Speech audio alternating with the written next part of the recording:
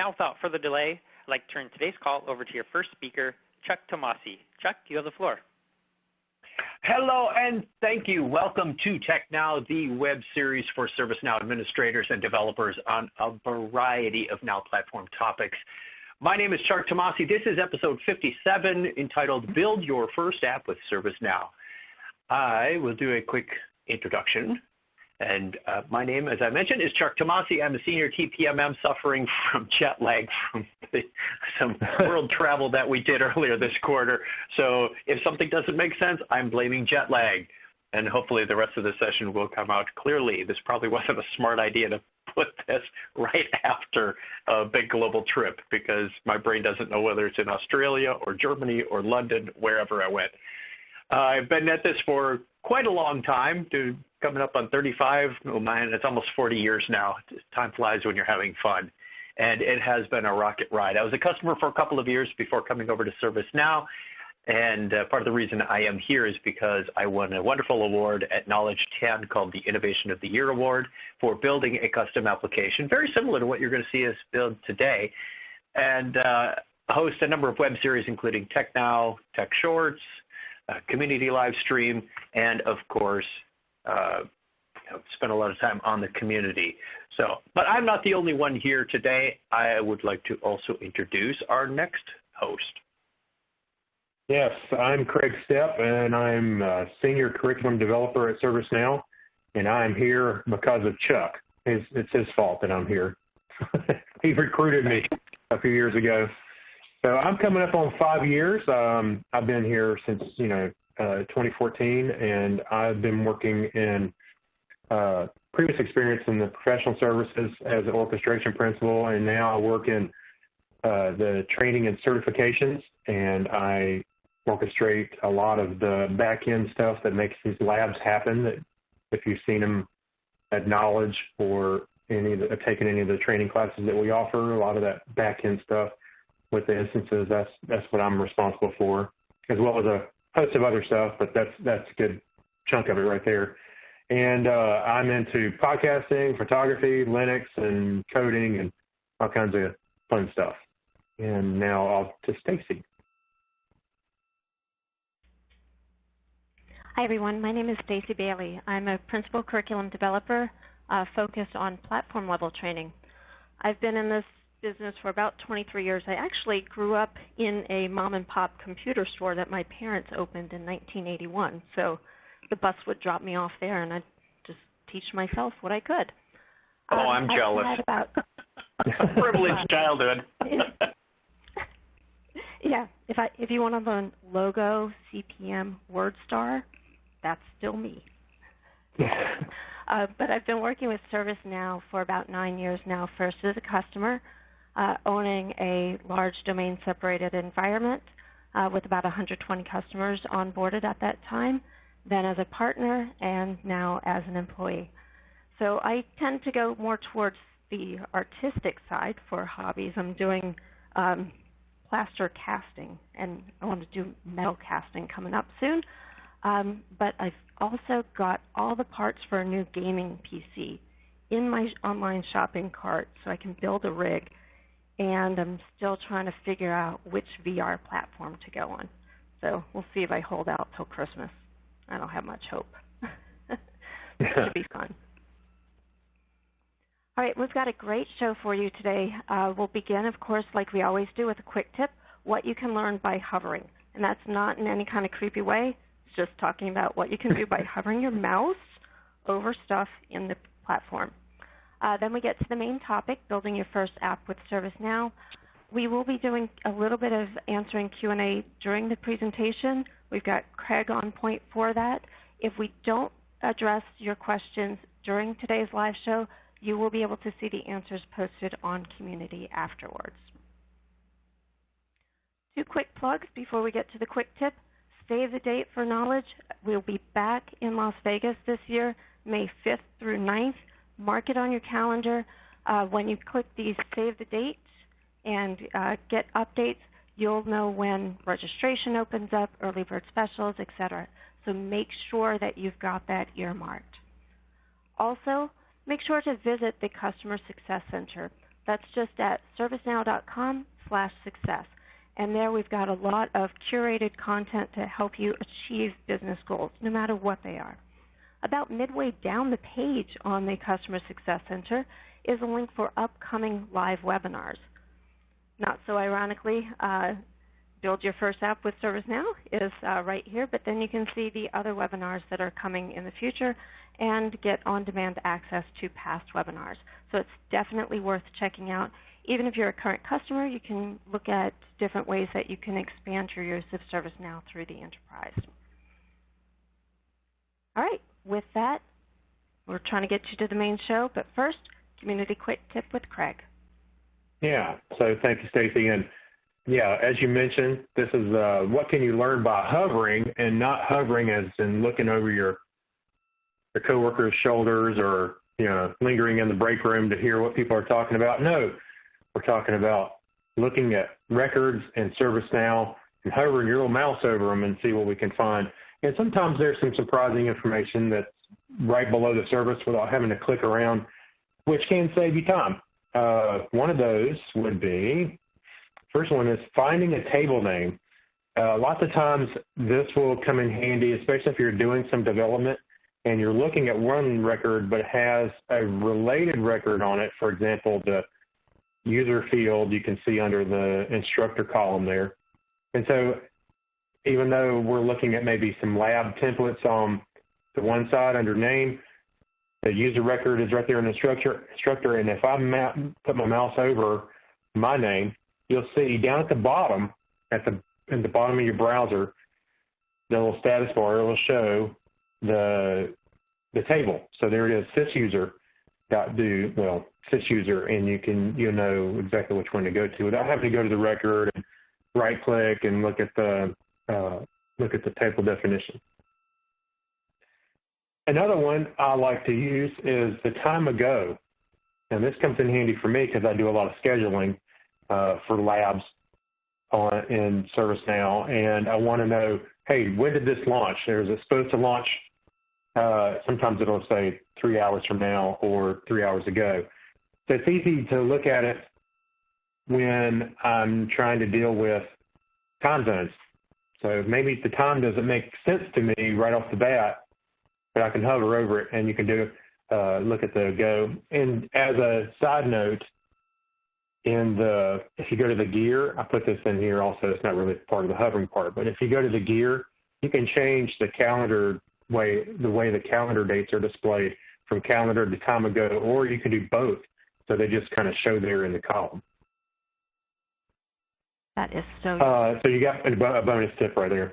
So also, of course, if you have long truncated field names, as you can see here, I've got a ... little ellipses telling me that there's more information in there than it's actually being displayed. You can hover over it and see the entire name without having to click into it and look at the record and then maybe click back to your list. So it saves you a click or two. And in a list view also, you can hover over the information icon, which I'm sure everybody knows, and you can look at the record, get a good idea of what the record contains without having to actually open it. And of course, there's an open record button right there for you to be able to access that record, so you don't have to go. We're trying to save you some clicks. That's the whole point. So then the next thing here is, of course, you've probably seen the information icon on a record, and when you click on that, or when you click on it, it'll open up a little panel that has the record in there, so you can see what's going on. And here's another tip: if you hit the Shift key and click that, it'll make that little panel stay, and it'll give it an X so you can close it out. So that way, if you need to look at it a little bit closer rather than just being temporary. So there you go. There's a few. Sorry, that's a good one, Craig, with the Shift key, especially when the pop-up has a lot of information you need to scroll. Using the Shift key, you can then scroll to see all the information on the pop-up. Yeah, so it's a little more of a permanent view, almost like you clicked all the way through the record. And, of course, you can open it up or hit that. So, yeah, the Shift key I've used that a lot. I remember learning about that. I think it was when I onboarded people. Somebody was told us that in class, and I went, whoa, that's awesome. So there you go. I pass on my knowledge. So there's a quick tip about hovering. There's probably some other places you can hover also within ServiceNow, and I invite you to go experiment. And with that, all right. I will turn it over to Chuck. Go build your app, Chuck. Let's go build our app, and we're going to take an interesting perspective on this, something we haven't done before. We're going to do a little bit of role-playing, so I'm going to bring Stacey back in her new role. Before I get too far down that route, though, I just wanted to introduce those of you who aren't aware of the ServiceNow platform to some of the capabilities and the features that we provide. This is a picture of Fred Luddy. He's our founder who created ServiceNow. And I love this statement because it still works. He set out to build a cloud-based platform to enable regular people to create meaningful applications to route work through an enterprise. Or if you're from the UK, where I was last week, it's route work through the enterprise. And this is becoming more and more of a reality with each release. We try to put in more capabilities to the platform that enable you to do this. And I'm going to show you some of them today. Now, common problems we experience with software today is that we often have manual processes, be they email, spreadsheets, walk-up. It's very unstructured. And these processes can span multiple systems. I have to do this in IT, and then I transfer it over here to the safety department, and then it becomes this. And we're playing swivel seats with multiple applications, and oftentimes these applications don't talk to each other. They're just very difficult to work with. Not only that, but when it comes to the software of today, we expect a certain level of user experience with our consumer software. I can go on my phone, I can order something from Amazon, I can hover, I can call up and get an Uber in a few minutes. I'm in, I'm out, I'm done. But when we go to work, we sort of throw that paradigm out the window and go, well, it looks like I have to suffer with the work software. ServiceNow wants to change that. We want to provide a better experience for people. And when it comes to IT, we're seeing a similar but slightly different set of problems, that application development is slow. We spend a lot of time setting up the environment to start doing our development. If you're a full stack developer, you understand this, meaning you have to go provision a server, you have to get a database set up, you have to talk to the DBA, you have to fill out forms and paperwork, and you're not even, weeks go by before you even start building that application and getting a solution to your problem.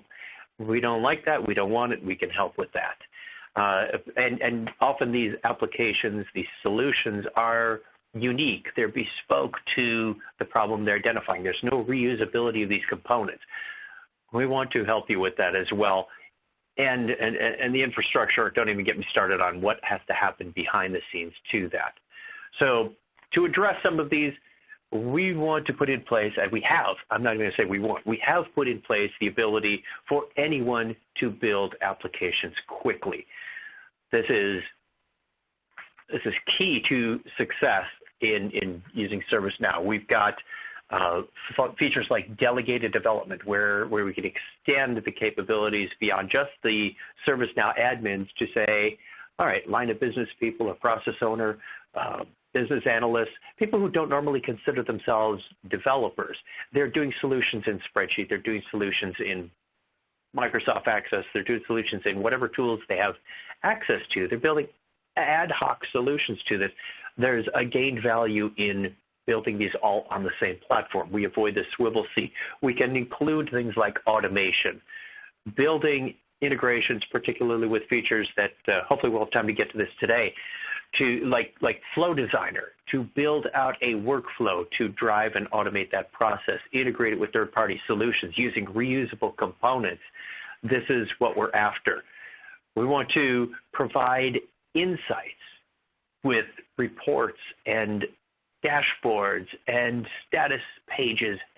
Just keep people abreast of what information is out there. A spreadsheet is only as good as the last person who updated it, and when it got sent out, and every time there's multiple copies. Let's get this all in a single source of record and build a report that we can drive live from rather than looking at stale data. We can also use capabilities like Service Portal to drive a new level of experience. Ditch that expectation that I'm at work, I got to use the old clunky software. It doesn't work and behave like the software I use at home when I go to Airbnb to book a room. I want that same type of thing when I book a conference room. Wouldn't that be nice? Let's pick the conference room with a pool and a patio. Okay, I'm a little off track, but we can also use that to drive mobile experiences as well, to allow people to use their ServiceNow applications on a mobile device without any additional development. And I already talked about automation, using the intelligence of the platform to take past experiences using machine learning and saying, based on this information that I saw in the past, I can confidently predict what's going to happen in the future. So the intelligence. I love this diagram that we got from Forrester that identifies where a lot of this work happens and where it needs to happen. On the left, we've got the work that happens in IT. These are the high complexity applications that require some development input. Unfortunately, that fills up their funnel, and there's still 80% of the organization's needs that aren't being addressed. Today, we talk to a lot of our customers, and industry analysts will tell you that CIOs have digital transformation on their desk right now. That's what they're working on, is to go from legacy processes and become a digital organization. That doesn't just mean, okay, let's put it online and poof, it's done. It's about how information flows through the organization, how it can be tracked, how it can be use metrics and analysis to improve the organization's throughput. And everything to the right of that vertical yellowish green line is where the business developers happen, all the process owners, the line of business people. And what we see this as, let's let IT do what we call pro code. They're the developers. They need to create the components that the rest of the organization can then leverage, the low-code zone or the no-code zone. Ideally, we'd like to address a lot of these applications. And what we'll be doing today is taking a spreadsheet and turning it into an application in ServiceNow. Now, before I get into that, there are several options we can use on the platform. We can take the applications that ServiceNow gives us and configure them. We can also extend those applications and make new applications from those baseline processes. We can also build entirely new applications that are not provided by ServiceNow out of the box. We don't have every industry under our thumb, so we don't have a solution for you. You can always identify it and build it yourself. ServiceNow is also very powerful when it comes to integrations.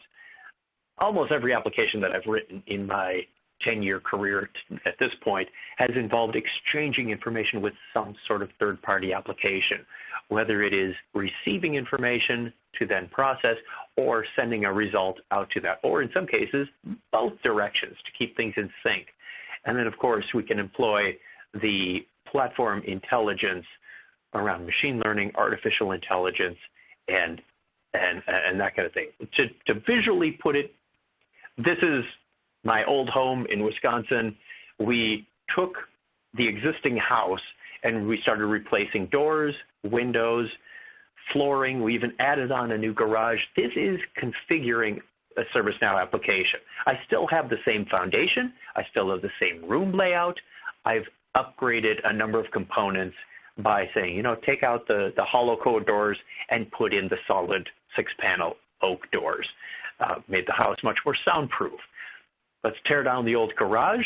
That might be analogous to changing your data structure a little bit and put up a new table so I can park bigger cars in it.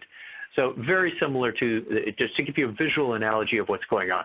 The landscaping stayed in place.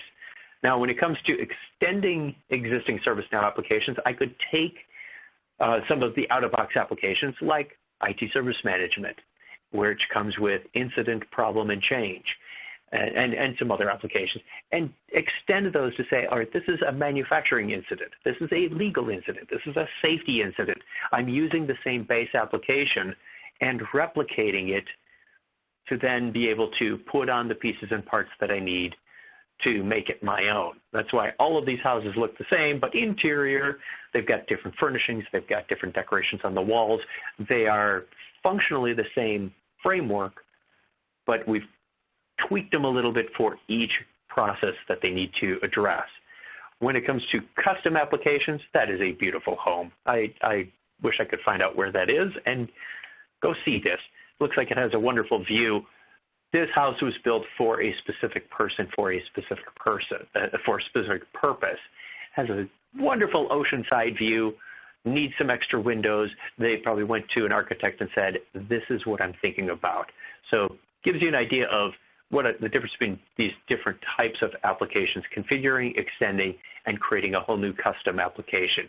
This would be analogous to kind of what we're looking at doing today. We have a department that has a need. It's not like anything that we've already got, but we can leverage some of the capabilities. They're still using doors, windows, framework, insulation, heating, cooling, and ducting, same components that come in the platform.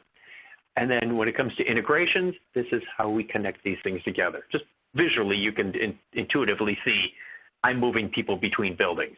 Same kind of thing with applications. I'm moving data between applications.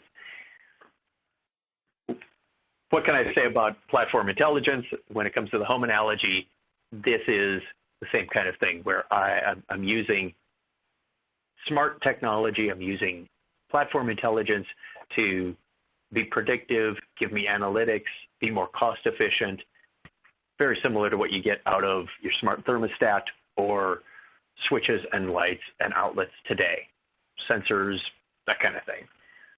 Now, I know this is a bit of an eye chart. I'm going to go through it in a block fashion. This is, I like to call this our periodic table of capabilities, of platform features. And one thing you'll notice is we've got our core services. So all of these capabilities are used to build the ServiceNow applications. Think of ServiceNow as a platform first. This is a software building thing. And you've got tools in your toolbox that you can use to build these, going back to the home analogy. I've got my workflow and reporting and database. It's already there. You don't need to construct this stuff to start building. We've also got security built in, whether it is two-factor authentication or SAML or OAuth. We've got our developer tools for no and low code, where things are very pragmatic, drag and drop, click a form, configure this thing, or go into the pro code to build reusable components in Flow Designer should you need to use this type of action over and over in different process flows, or a service portal widget, for example. I want to make a list or a form and use that a number of times in different scenarios. We can do that. So lots and lots of good capabilities that come with the platform. So again, you don't have to build these things out. Going back to my previous history, I remember what an insane requirement it sounded like when somebody said, hey, that's a great application. Can you now make it talk to this third-party application? And my head would spin, and it would take weeks to come up with the integration to make this happen. Now it takes minutes, hours, maybe a couple of days to get this done. So integrations are easily accomplished in a number of ways, whether it's web services, JDBC, on-premise, in the cloud, what have you. And then again, the intelligent automation, same kind of thing. We've got it built in for doing things like anomaly detection, performance forecasting, the performance analytics and reporting, machine learning. All of it is built in. We can take advantage of that. And then, of course, on the very top is how you interact with this with the user experience through notifications, service portal, visual task boards, that kind of thing. So at this point, I'd like to bring Stacey back into the conversation. And Stacey, I understand you've got a new role in the organization. Yeah, give me a second. Let me hang up my reflective vest here. Okay. Your reflective vest. Sounds like yep. This is an interesting new job you've got. Safety first. I've been put in charge in corporate safety. So I've started tracking all of our safety issues, kind of inherited this spreadsheet from my predecessor. So I'm having people email me, logging it in a spreadsheet, but this is like quickly outgrowing its usefulness. Can you help me by building an application in ServiceNow to help me keep this all straight? Yeah, you bet. And I can appreciate your conundrum, because spreadsheets are good if you're the only person using them. But like you said, it's outgrowing its usefulness. We've got multiple locations coming online. Our organization is growing. You're building a staff, and let's face it, email just isn't the answer. But yet you've used it, so you understand what the process is and how we need to do this. So I'm not poo-pooing the original idea. I'm just saying, it only goes so far. And yes, I can help. So Stacey, let's begin by building the application first. I've got a brand new instance here, and I'm going to use Studio. Now, Studio is our built-in environment for building these applications. It's a place to keep stuff together. So we're going to build you a safety application, and I'm going to create quick application and create a custom application, and I'm simply going to call that safety. That's the framework to which, an empty box, if you will, that we're going to put all these other things in. Now, you mentioned a spreadsheet, right? Yes. And I think you emailed that to me. So we'll get that imported in just a second, but I want to take a look at it real quick and see what we've got, because that'll help me identify what we need to store in this. So we've got the safety issue is assigned to somebody. There's a due date. It looks like some of these are getting a little old. We've got a priority, location, open by. You know what? This sounds like some work that we need to assign to somebody that we want to track through a process. Am I correct in that assumption? Oh, yeah, absolutely. Okay, so first thing we need to do is make a place to store this. So underneath create application file. Craig, did you have a comment? No, I apologize. I thought I was having trouble seeing your demo, but I'm not. Never mind. My bad. Okay. And Studio gives me a lot of options to create notifications or maybe even get into some scripting, but we won't do that today. I'm going to start with a table and create that. Now, one of the things that ServiceNow offers is this ability to extend existing tables. And I love this because I'm going to call this issue. This is where we're going to save our safety issues. Because this is work much like I have in existing processes for IT, HR, customer service management, there is this base table we call task. And task already has a lot of the fields, a lot of the business logic, a lot of the security, a lot of that stuff that we already need. So this is a huge time saver, and it allows us to roll up the reports. So if part of your safety team gets perhaps a project task assigned to it, they can go into ServiceNow and say, show me all of the tasks assigned to me. And it will show them the safety issues, it will show them the project tasks, it will show them any other things from tasks that are assigned to them. So the more applications we put on ServiceNow, the more value we gain from that, because we can use this roll-up capability, as it were. So I'm going to begin with They're going to love that. Yeah, isn't that cool? So in their My Work, so they'll see their safety issues plus all their other stuff. Awesome. It automatically happens transparently. You're right. Now, do we want to put some sort of numbering scheme on this? Oftentimes when we've got records, we have a reference number. Quite a bit. That would help. Okay. So let's check that box.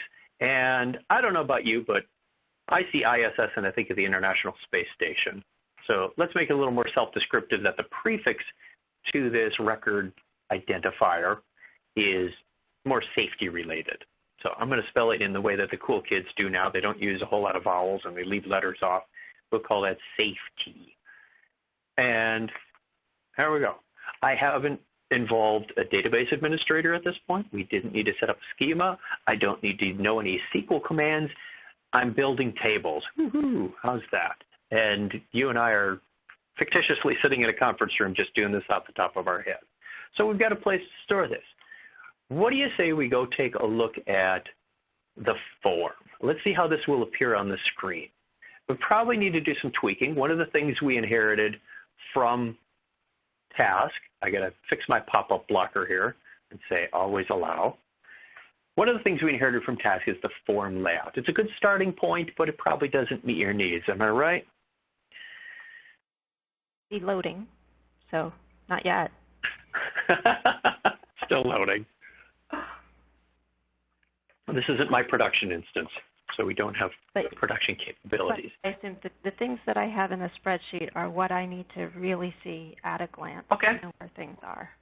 So let's take a quick look at that again. Somewhere I have Excel. I don't see things like configuration item. You're not tracking any type of assets, are you? No. Probably not at this point. Yet. Okay. If you do, we can always add this back in.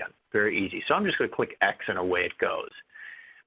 We don't have, do you have some sort of hierarchical or parent-child relationship between these safety issues?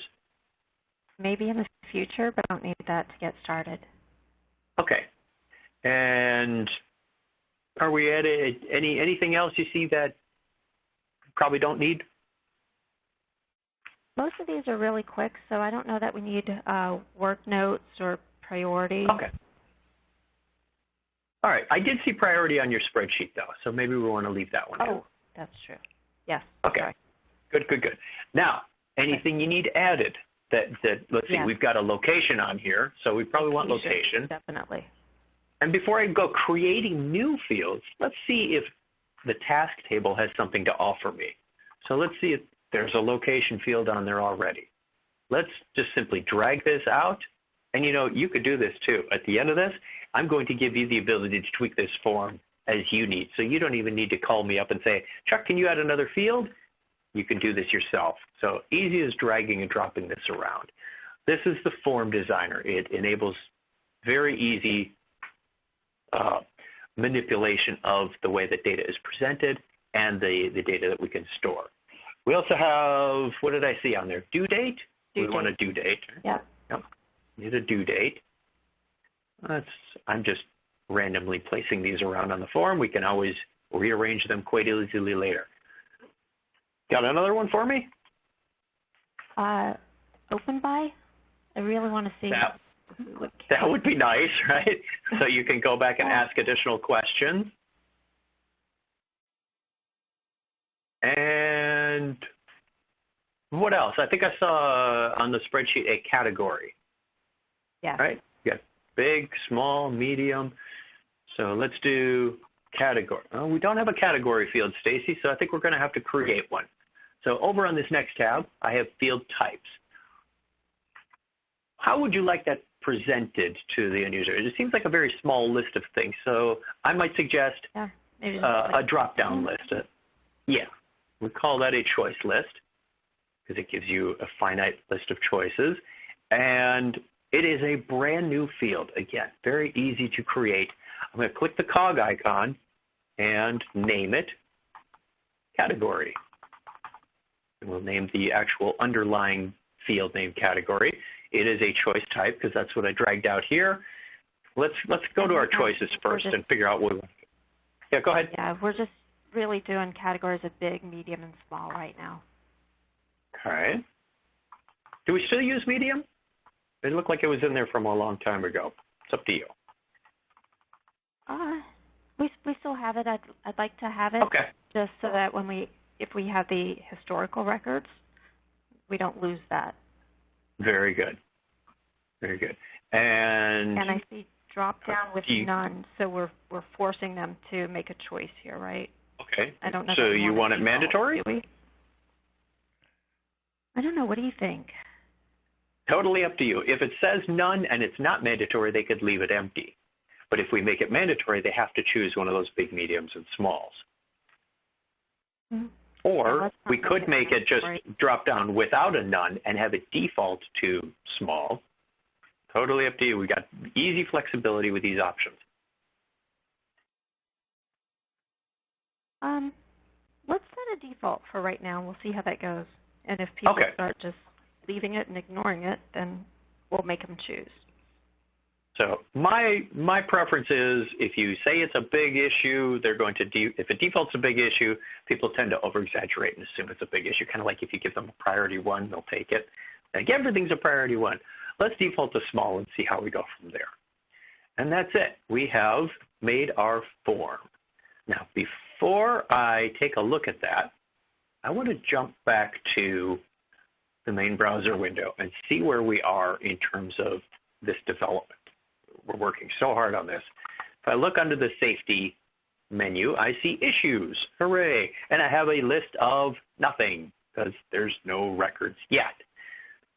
This list layout, probably not ideal for you, is it?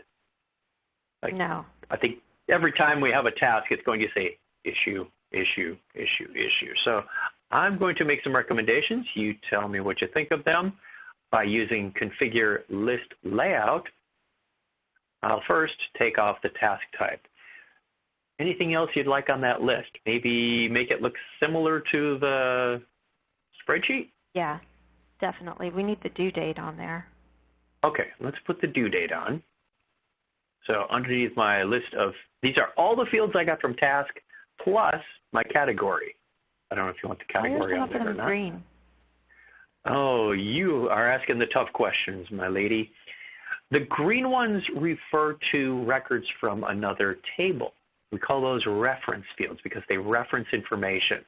And if I need information from that table in my list, I can drill into that. We call that dot walking. I'm not going to go too deep into that. But let's say I needed maybe the open by to get their manager. I could drill into that record and get the manager field off of open by, put that on the list. So it gives me, the other ones are just very simple, string, date, count, that kind of thing. So can we add open by and location to the list? We can. All I do is double click them or click and use the arrow. And if I don't like the order they're in, I can always move them around. Yeah, somebody had asked, can you relate the location field to the location table, which I think you're effectively doing there by using the, related table. Exactly, and you bring up a good point, Craig. The foundational data that the users, the departments, the cost centers, the locations, those are already in the system because odds are we probably started using this in HR or customer service management or IT. That information is already in the system. So let's have our application take advantage of that. If I were to write this as a separate Ruby application or Java or Perl or something, I'd have to figure out where can I get this information and build those integrations to import that on a nightly basis and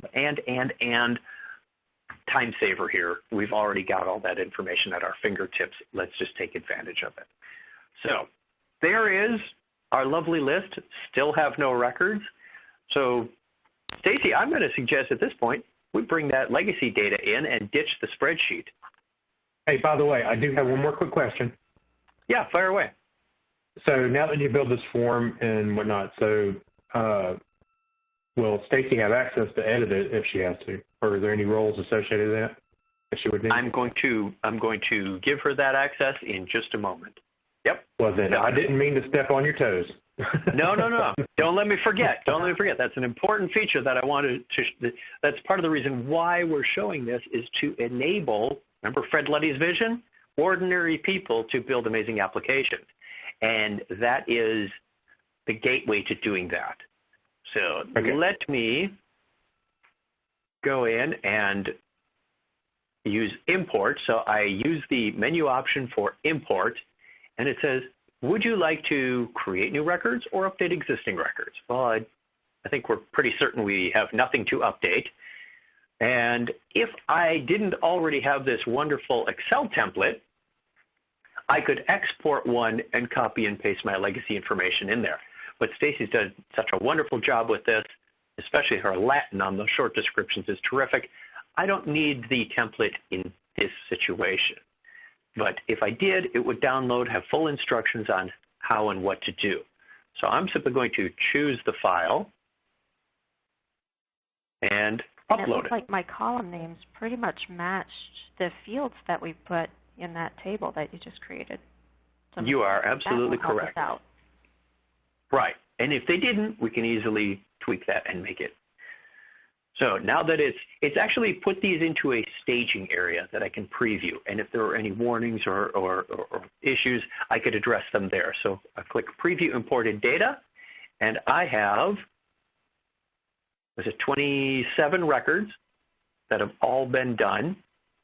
I click Complete Import, and bada boom, bada bing, there they are. Notice I also get things like these decorations around the priority column from task that allow you to visually see, oh, this one is red. It's critical. We better get on that. And it doesn't have anybody assigned to it.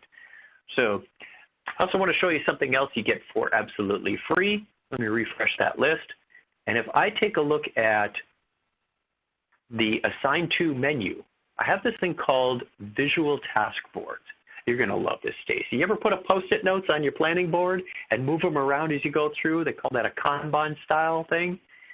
I can. Yeah, my hates me because I do that all the time. It's a great way of visualizing what work is in front of you. So if we take this one that was priority 1, I can simply drag that over to, say, Kristen Mitchell, and now it's assigned to Kristen. So we can go through our weekly safety routine or your weekly safety meeting where you're reviewing what's outstanding, what needs addressing. Maybe it's a daily safety meeting. You're working on live data. So you could do that for the Assign To. You could do that with a state and say, this was no longer open, drag it over to close complete. Done. So very, very easy to do. What's next on your to-do list? We're making pretty good progress here. Yeah, absolutely.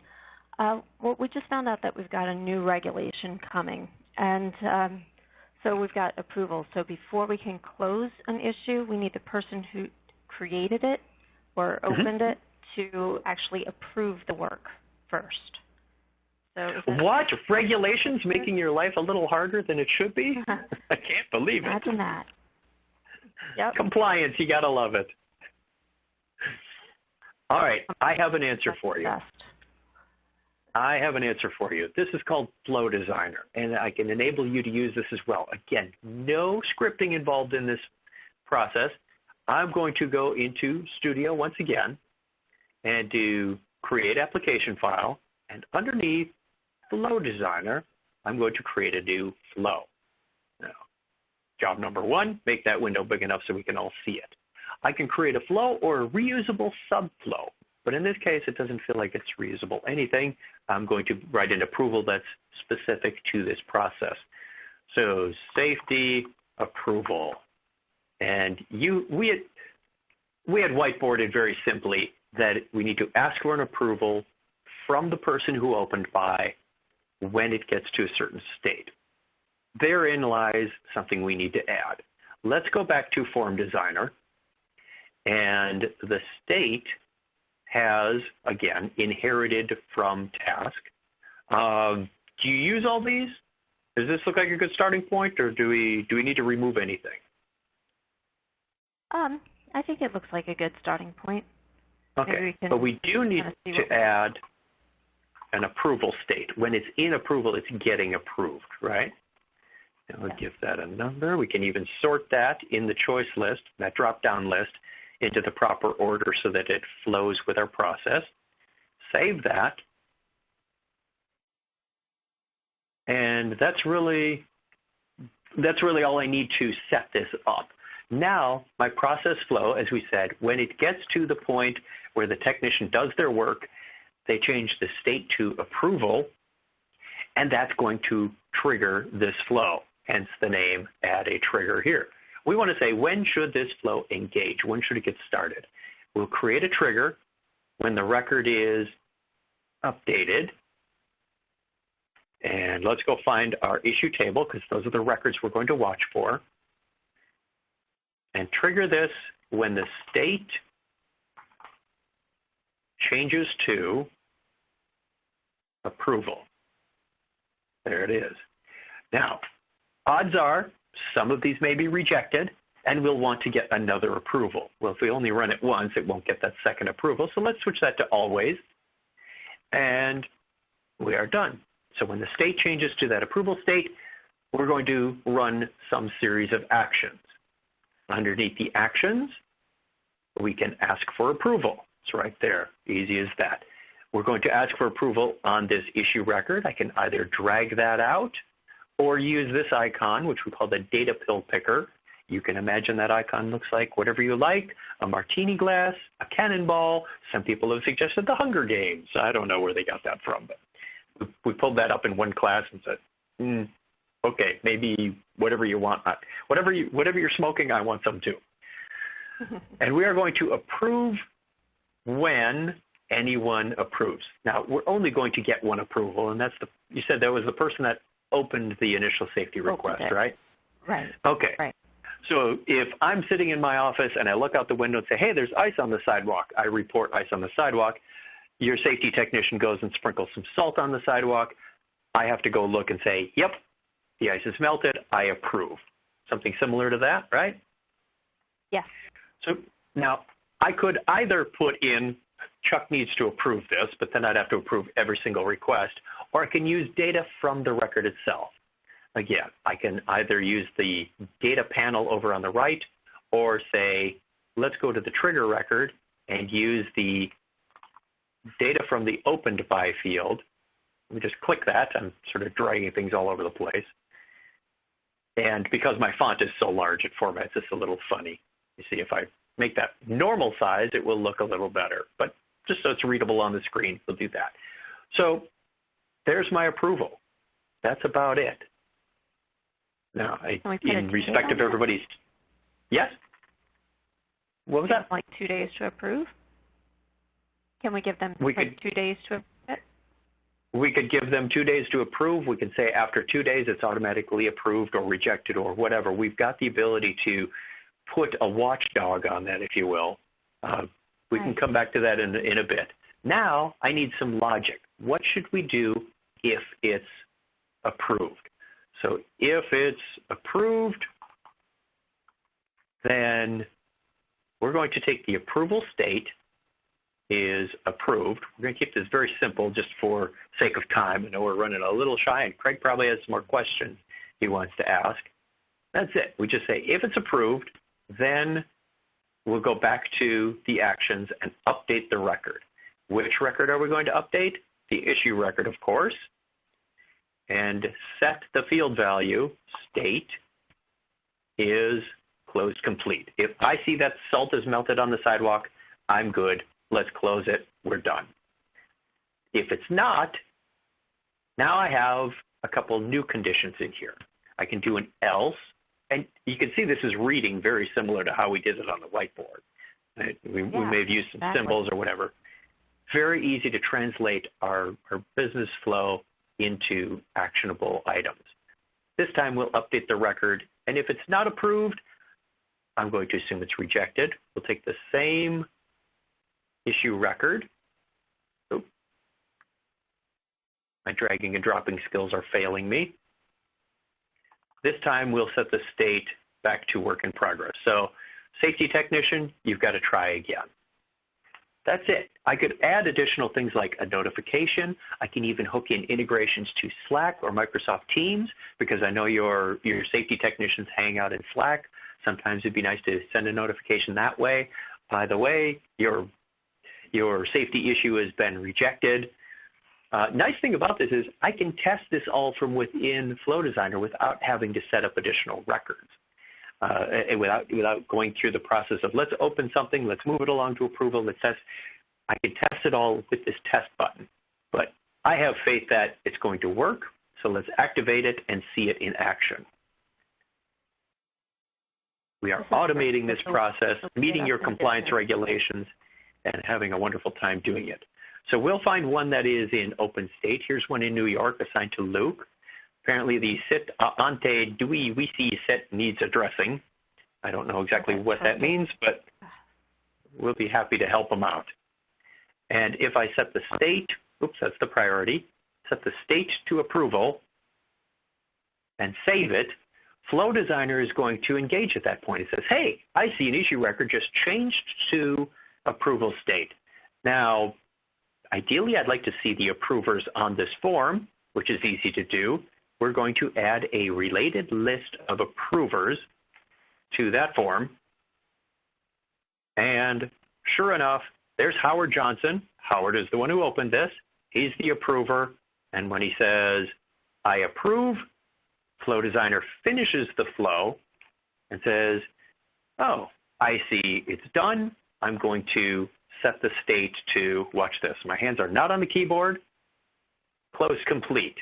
See how that changed? And I get the little real-time indication, and the active field is unchecked.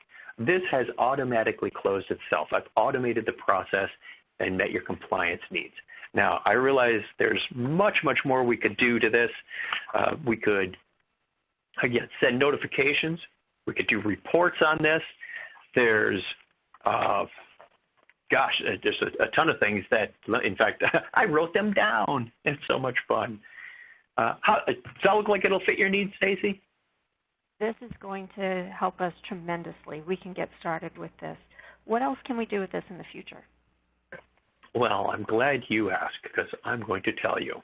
Let me first stop sharing my screen and get back to my slides because then I'll finish things up. And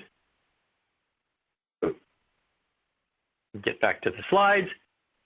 We can add what we call a reference qualifier to filter out data that we may not need. When you pull up the list of open by users, it's listing all the users in our database. So we may want to say, only show me the employees that are actually still here. That would be nice. We can do mobile interactions with this so people can approve while they're on the road, or even better, report safety issues, take a picture and have that attached. So if there's a water on the floor in the break room, they could take a picture of the actual water on the floor. Maybe it's in a hazardous spot, maybe it's not, and you get a visual indication of what's going on. We could add a nice little process flow formatter across the top to show people where they are in the process. Again, very informative without a lot of additional work. We could do a data lookup. As your team grows, we may need to assign these to different people based on different rules. The location, the priority, the size. We had big, medium, and small. Different people could get different assignments based on that. We could prevent people from gaming the system. I've seen other applications that are built where we have a due date on them, and they say, I'm going to say it's 2001, so that my thing gets bumped up on the list a little further. We say, no. You can't change the due date to something in the past. It doesn't work that way. So we could add a little bit of data validation as well as service level agreements. How well is your team doing against the proposed services that you agreed with the organization? Priority ones need to be done in an hour. Priority twos need to be done, or maybe big ones and small ones. We can set this up any way you like. Again, no coding to get all this automatically created for you. So lots and lots of codeless capabilities. Craig, you almost let me forget it. I'm going to go back to screen share real quick and allow Stacey to build this out. I was just about to say something about that. Okay. The key to making this work is in Studio, underneath File, Manage Developers. I'm going to deputize her to be able to take care of this application. Now, I don't see Stacey in here, so I'll have to create her a user account real fast. But just for sake of argument, we're going to use her maiden name, I think. We'll have to get your record updated and say, Stacey, you can modify that flow designer by flipping this switch, and you can modify the tables and forms. If at some point, we want to work on reporting, we could flip that switch. Or maybe you've been doing some scripting and you feel safe attacking some of those later on down the road, we can add additional capabilities to your user profile. And that is what gives her the capability that if I go and impersonate her, I will see that Stacey now has Studio. You'll have to believe me that she didn't have it before. Oops, Studio. And in Studio, she has access to just the safety application. if I had 10 applications that are on this system, only safety would show up because that's what I entitled her for. And she doesn't have access to the no getting in trouble. That's something else in the instance, right? Just the safety. Right. Exactly. So delegated development is the key to making that happen. Back to my I feel like I'm going to break out in a safety dance now. All right. You are not the first person to say that. Come on. Due to licensing restrictions, we can't play that song on this webinar. Right. We can only mention it. By the way, I think, speaking of licensing, I think the common theme was everything you showed today was part of the platform, right? Exactly. Good question. It is part of the platform. I didn't have to add any, I didn't turn on any plugins. What you see here is a bare naked instance I got free from developer.servicenow.com, third link down. In fact, good segue, Craig. I encourage you to go and visit some of these links that we've got. They're also available in the resources section on the webinar. But you can get a free personal developer instance and do exactly what I did today to test this out and build your own safety application or legal application or HR application or hook it into existing systems. There are so many other things we could do that I encourage you to go experiment, learn, grow, test. We've also done this webinar for the last coming up on 6 years. So we've got a number of topics that we've already done. If there's something you'd like to see, be sure to put that in the comments, in the Q&A, in the survey feedback that we send out for this, and let us know. But be sure you check and see what we've already done, as well as going to the Customer Success Center. There may be information there as well. We've had suggestions in the past. Can you do one on upgrades? We've already got the upgrades very, very well documented, and it would be something tough to fit in an hour to get the upgrade thing done. So if we didn't answer your question, I apologize that we didn't have a chance to get it done live. Thank you very much, Stacey, for playing along with this.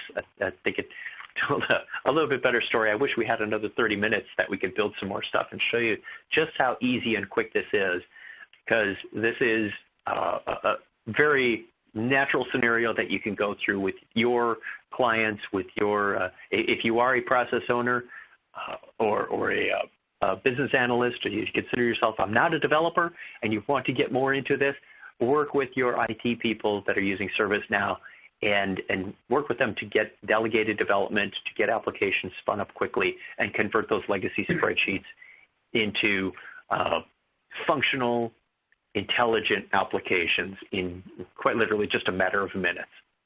So thank you very much for joining us. Thank you, Craig, for handling the questions and answers. Again, thank you, Stacey, for being part of this.